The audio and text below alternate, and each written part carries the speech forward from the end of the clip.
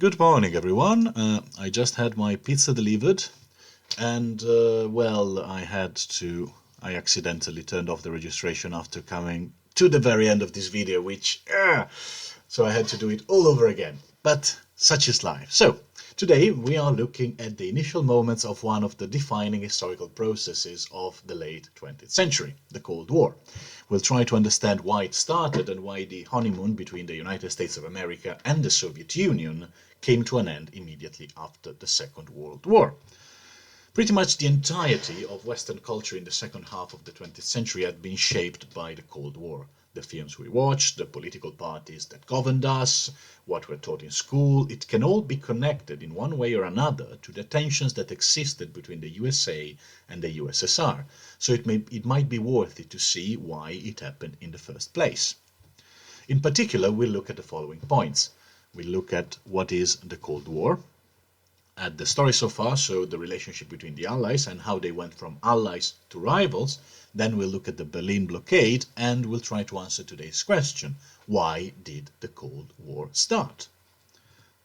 So, the Cold War is the name given to the ideological, political, economic and military rivalry between the United States of America and the Union of the Soviet Socialist Republics.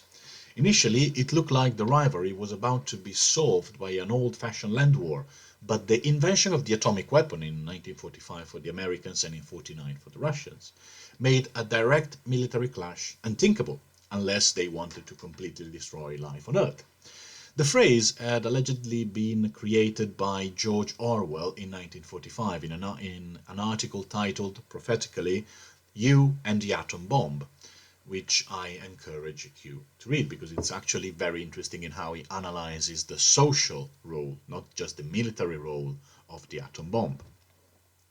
The main actors of the Cold War were two rival military alliances revolving around the two global superpowers. On the one hand, NATO, the North Atlantic Treaty Organization that was and still is, despite what certain American presidents would want, a military alliance comprising most Western European countries, which was established in 1949 to counter an invasion from an unspecified enemy, even though everybody really knew that it was the Soviets. On the other hand, we got the Warsaw Pact, a similar alliance, but this time of the satellite states of the Soviet Union, which was established 6 years later in 1955 as a reaction to NATO. These two alliances never actually clashed directly. It would have, as we said, led to the destruction of the planet, to mutually assured destruction, MED. But the two superpowers and their allies were not below intervening in other areas of the globe by fomenting civil wars and insurrections. These were the so-called proxy wars, which we will tackle maybe in another lesson. So, before we jump into the hows and whys of the Cold War, we need to look at what happened during the war, very briefly. So, the USSR was invaded by the Nazis in 1941. Russia had already been invaded in 1914, and before then, through Germany, by France in 1812, and before then it was at war with some German-speaking state or another for the previous 200 years, be it the Kingdom of Prussia, the Austrian Empire, or whatever. Keep in mind this history of Russia being invaded from Europe and specifically from Germany because it will become relevant later. Now, as we said in the last lesson, the Soviet Union lost 1/7 of its population. 1 out of 7 people in the Soviet Union died. Most of them were able-bodied males, but of course by no means exclusively. And by the end of the conflict, the Soviet Union had literally exhausted most of its manpower and natural resources, trying to survive the largest invasion in the history of human warfare, and all of this despite Stalin's choices. So the Soviet Union won despite Stalin. It did this with the financial support of the United States, which provided them with money and material through the Lend-Lease program. Eventually, as the Soviets started kicking the Germans and the Italians and the Hungarians and the Romanians back to where they'd come from, 3 major powers emerged in the anti-Nazi front: the Soviet Union, the United Kingdom and the United States.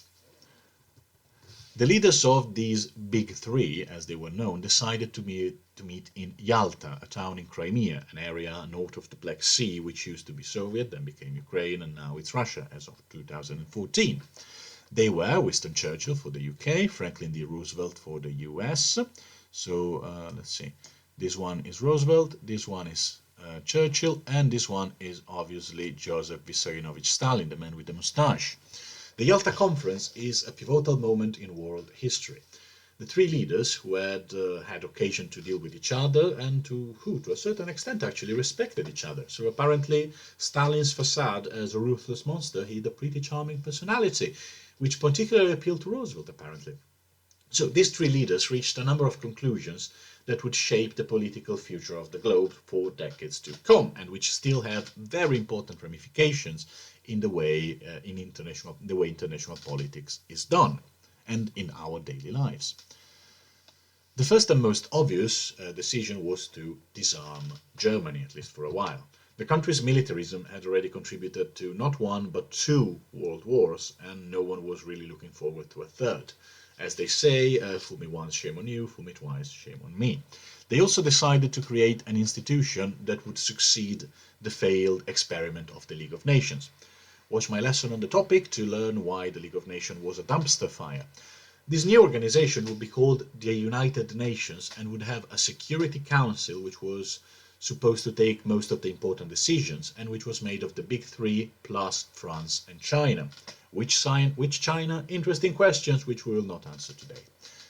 It started as the Nationalist Republic of China, so Taiwan, and then the seat was given to the People's Republic of China, which is mainland China. The big three at Yalta also decided to split Germany into four occupation zones. So Britain, Americans, the Soviets, and the French. And that Eastern Europe would fall under the influence of the Soviet Union in order to function as a buffer between the Soviet Union and Germany.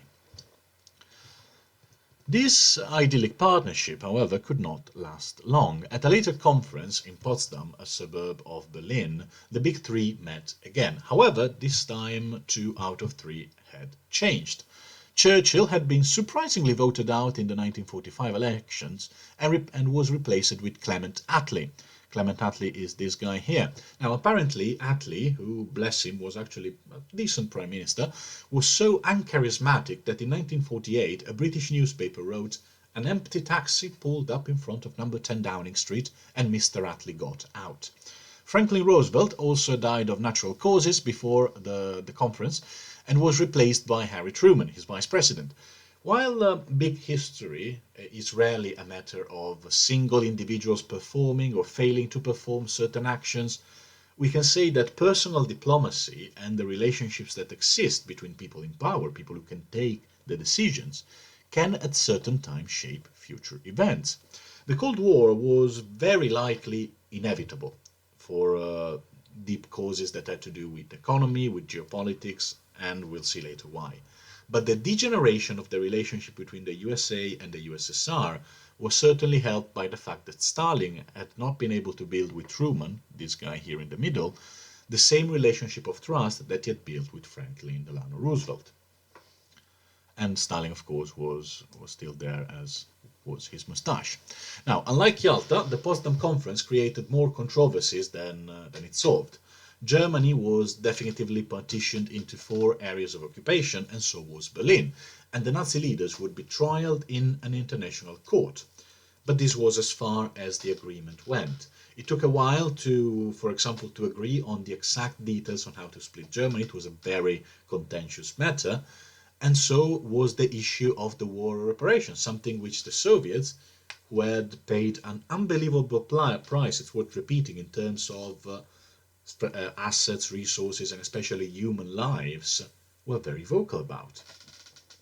On the other hand, Britain and the United States, mindful of what happened the last time excessive reparation had been imposed on a defeated Germany, opted for more leniency. Bit recap, the war reparations were one of the main reasons why right-wing extremism and also left-wing extremism were able to emerge in Germany after World War I. And then there was the issue of Poland. Britain and the United States wanted Poland to be neutral and to remain a self-determined buffer between Germany and Russia, because they were afraid of communist movements taking power in Western Europe, already spreading in Western Europe. This would be a big theme in the rest of the Cold War. In Italy, for example, the communists, while they were the second party in parliament, they were not allowed by convention of all the other parties to get into government, because there was fear that they would turn Italy into a communist satellite. And similar things were going on for pretty much every other country in Western Europe. The Soviets, on the other hand, wanted Poland to fall into their own sphere of influence, and they were already working to turn it into a communist state using the salami technique, which we will probably explain at a later date. This was part of the Soviet plan of self-assurance against another invasion coming from the West. As we said, Russia had a strong history of being invaded from the West, so they wanted to make sure that there was as much distance as possible between them and wherever Germany was, so that most of the war was not fought on Russian soil, but on Polish or German soil.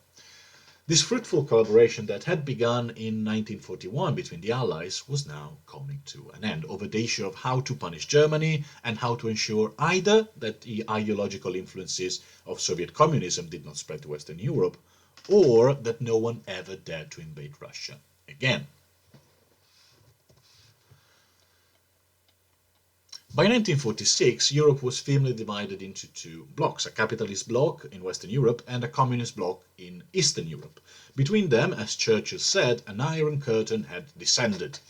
Tensions kept mounting in the following years. The western areas of Germany, historically the wealthiest and the economically strongest parts of the country, had fallen under capitalist occupation, France, the UK and the US.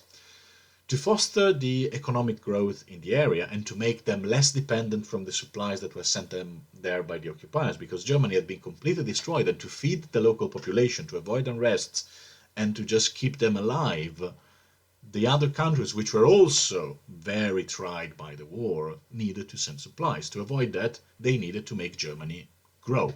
They needed to rebuild its economy. They needed to rebuild its industrial capabilities. And also, not just that, they were not only allowed to rebuild their economy, but they were also merged into one. So the French, British and American occupation zones were merged into what would later become the Federal Republic of Germany, or, as we know it, West Germany. Stalin, of course, did not like that. It was a step too close to the idea of a unified Germany, which could once again unleash its army against the Soviet people. He could do nothing to stop the reorganization and growth of West Germany, but he could make it clear to the Allies that he had the authority over the East, and especially over the capital, Berlin. Now, you probably know that already, but Berlin was at the time still divided into 4 sectors, each controlled by one of the victorious powers. I will not repeat who they are again. West Berlin, oh no, I will actually. West Berlin was under American, French and British occupation, okay? And East Berlin was under Soviet occupation. Stalin decided to cut off all the possibility of obtaining supplies by land in West Berlin. His plan was to force the city to submit and to be incorporated in its totality into the Soviet occupation zone. Essentially wanted to starve Berlin into joining the Soviet occupation zone. If the capitalists, we can call them that, tried to force this blockade by strength, by punching through the actual concrete blocks that Stalin had put to stop the trains, Stalin would see it as an act of war. If, on the other hand, they gave up, however, it would be a sign of weakness that the Soviets could exploit. Now, Stalin did not consider, of course, that the city could be supplied by air. And why would he do that? It was pure idiocy to think that 3 powers, exhausted by the war, could muster the means necessary to supply an entire city of 2 million people with food, fuel, clothes, oil and building materials. And yet, it happened. For 11 months, flying a plane literally once every 3 minutes. So, plane, 3 minutes, other plane, 3 minutes, other plane. The British and American air forces were able to deliver all the necessary supplies to the 2 million people who lived in West Berlin. It was a monumental logistical accomplishment, something absolutely unprecedented. And by May 1949, Stalin had to give in. West Berlin would remain under Allied control. So in all this, why did the Cold War start in the first place? To summarize what we have said in this lesson, we can start by saying that one of the main reasons why the USA and the USSR began the confrontation was the lack of a common enemy to keep them united. As soon as Nazi Germany was out of the pictures, the two powers began looking at each other with mistrust. But then again, why? Why would they look at each other with mistrust? In short, it was because they had conflicting interests, derived not only by their ideological position, but also by the geopolitical and economic situations. Ideologically, of course, the two powers were polar opposites. The USSR was a communist state in which the central government controlled every part of the economy and which was based on a Marxist ideology of class struggle and proletarian liberation, at least on paper. On the other hand, the US were and are a capitalist country in which capitalism is not just an economic system, it's not just how you manage money, how you make money, how you make and distribute stuff, but it's also a founding element of its ideology, and it became much more so during the Cold War. For example, I don't know if we will explore McCarthyism, look it up. It's when capitalism started becoming an oppressive ideology in America. And in America, everything really is based from, there is this ideological foundation that is based on an obsession with individual freedom and economic liberty. These two systems brought with them different and incompatible economic interests, which led both superpowers to try to expand their influence as much as possible. The USSR needed resources and manpower to feed its planned industrial economy, especially since trade with the capitalist world was limited.